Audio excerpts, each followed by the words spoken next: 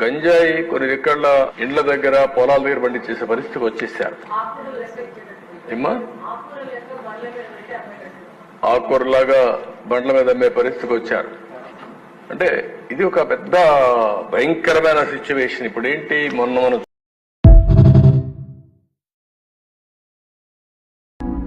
ఎప్పుడో 7 ఏళ్ల క్రితం మాటిచ్చాడు, అధికారంలోకి వస్తే మీ గూడెలకు కావాల్సిన సౌకర్యాలను కల్పిస్తాను, జోలీ మూతలతో తల్లడిల్లిపోతున్న గిరిజనుల బాధలను దూరం చేస్తాను. ప్రజల అండదండలతో అధికారాన్ని చేపట్టిన ఆ జనసేనాని ఇప్పుడు మొత్తం ప్రభుత్వాన్నే ఆ గూడెలకు నడిపించాడు. కనీసం నడిచేందుకు రోడ్డు సౌకర్యం కూడా లేని అడవి బిడ్డల స్థావరాలకు బురద నేలలో నడుస్తూ జోరు వర్షంలో తడుస్తూ ప్రభుత్వాన్ని తీసుకువెళ్లాడు. ఓట్లు అడిగేప్పుడు మాత్రమే 5 ఏళ్లకోసారి అతి కష్టం మీద నాయకులు వచ్చే ఆ చోటు ఓ ఉప ముఖ్యమంత్రి రావడం, అందున ఇచ్చిన మాట నిలబెట్టేందుకు రావడమే పవన్ కళ్యాణ్ ప్రత్యేకతను చాటింది.